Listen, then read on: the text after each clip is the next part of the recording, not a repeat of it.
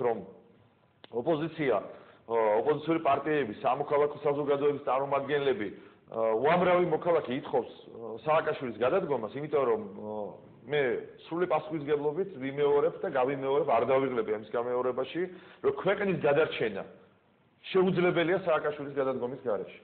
ყოველდღიურად ენგურჰესისნაირი პრობლემები, აი ჩვენი ტერიტორიების, ჩვენი საზღვრების გადაკეთებისნაირი პრობლემა იქნება მუდმივად, სანამ ჩვენ არ გვეყოლება სრულფასოვანი პრეზიდენტი და ხელისუფლება, რომელსაც ექნება რესურსი, რომ დაიცვას ქვეყნის სუვერენიტეტი, დაიცვას ქვეყნის ინტერესები, ყველგან, მოსკოვშიც, ბრიუსელშიც, ვაშინგტონშიც, მე არის სტამბულშიც, ბუდაპეშტშიც თუ სადაც არ უნდა იყოს საქართველოს ინტერესები წარმოჩენილი. ჩვენ ვერ დავძლებთ ამ პრობლემებს, სანამ არ მოვაცილებთ სააკაშვილს და აი ამისთვის ჩვენ უნდა მოვახდინოთ სრული კონსოლიდაცია. როდესაც საქართველოს ამორჩეველთა სრული უმრავლესობა იქნება ეს პოზიციაზე, რომ სააკაშვილი უნდა გადადგეს, გარწმუნებთ, რომ ამას მე ტექნიკურად როგორ განვახორციელებთ, არანაირი პრობლემა არ არის და მე სულად არ ვაპირებ აქ დეტალურად ამაზე საუბარს.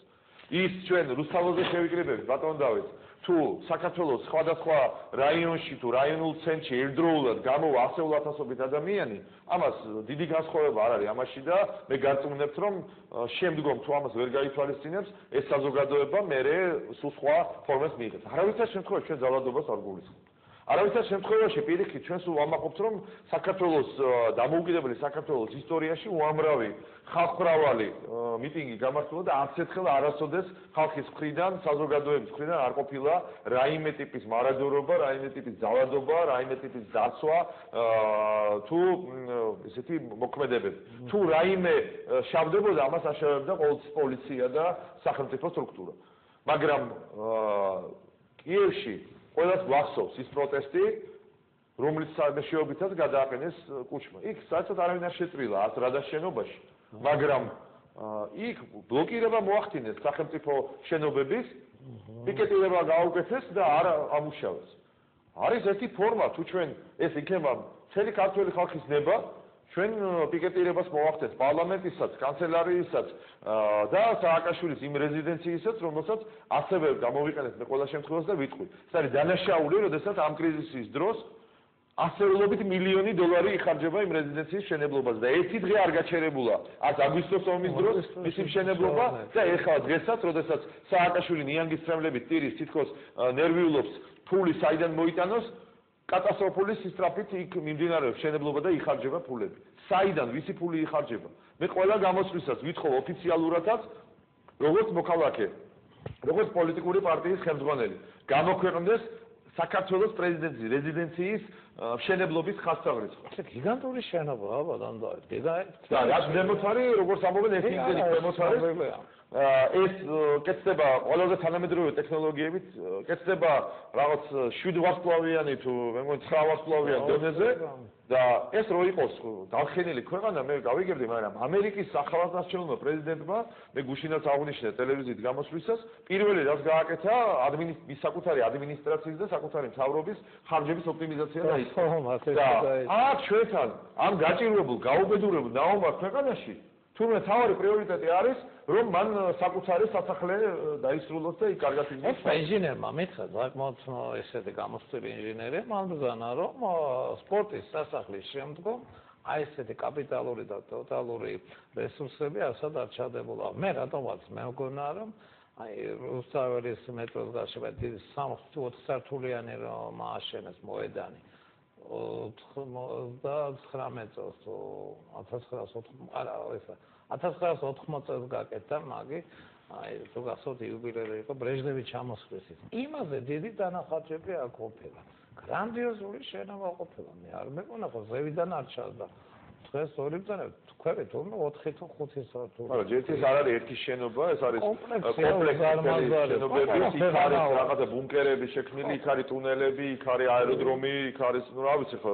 საქმე მე არ ვიცი, ეს არის მართლა რაღაცა შეურაცხყოფა მთელი ქართული საზოგადოების, როდესაც ამდენი გაჭირვებული, ამდენი მართლაც სოციალურ შეჭირვებაში და ეკონომიკურ უმძიმეს მდგომარეობაში იმყოფება, ნახევარი საზოგადოება შიმშილობს, უმუშევარია 40-45% მოსახლეობისა და ვისაც ქვია რომ მუშაობს მისი შემოსავლების დღეს უბრალოდ ვერანაირად ვერ ავალბალანსებს იმ ხარჯებს იმ ფონზე როდესაც ჩვენ ყავს ამდენი დევნილი დანგრეული ინფრასტრუქტურა, განადგურებული ჯარი, პერსპექტივა არის უმძიმესი ქართული ეკონომიკის ინვესტიციები არ ხორციელდება. ყველა შეერობა გაჩერებულია ამ დროს სახელმწიფო თანხები ჩვენი ფული, ქართული ხალხის გადასახადის გადახდების ფული იხარჯება რა ბრძანებით, რა კანონით, საიდან ეს ყველაფერი არის გამოსაკვლები და ეს არ არის მეათე ხარისხოვანი თემა. ქართველებს ისიც გვერიდება ხოლმე. ეს ნებისმიერ ცივილიზებულ ქვეყანაში რო ხდებოდეს,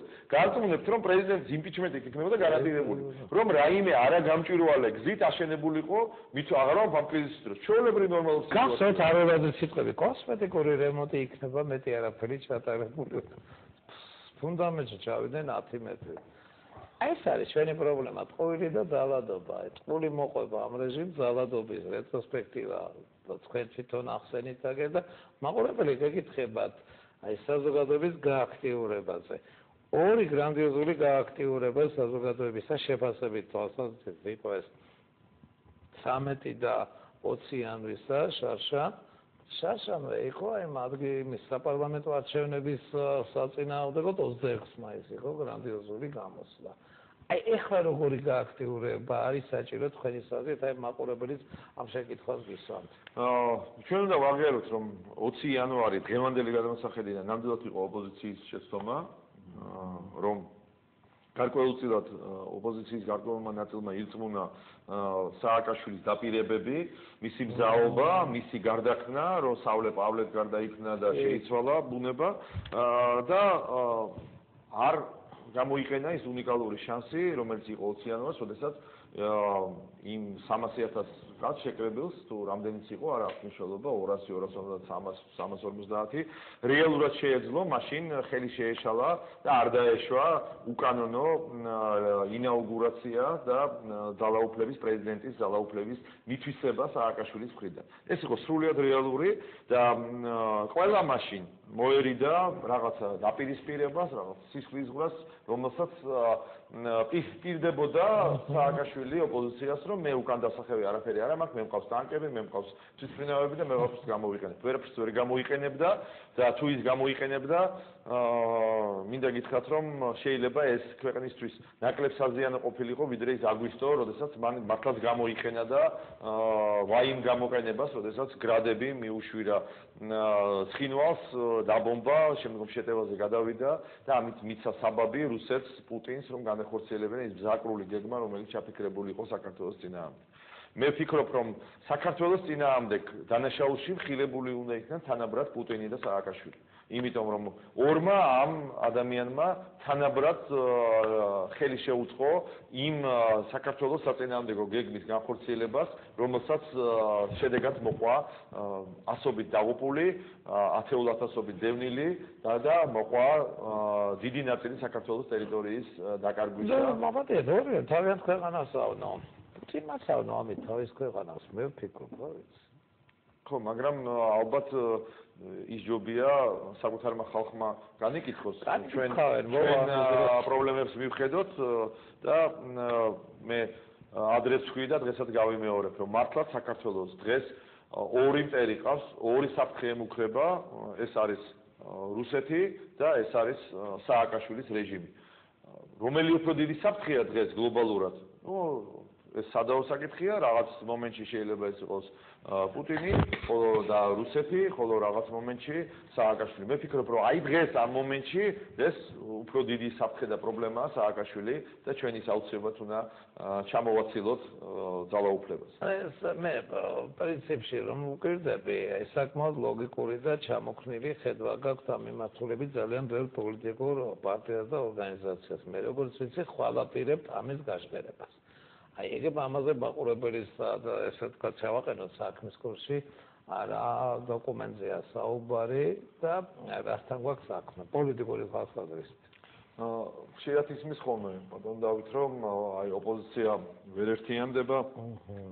ოპოზიცია არის ასე ვთქვათ დაშლილი, დაპირისპირებული და ასე შემდეგ.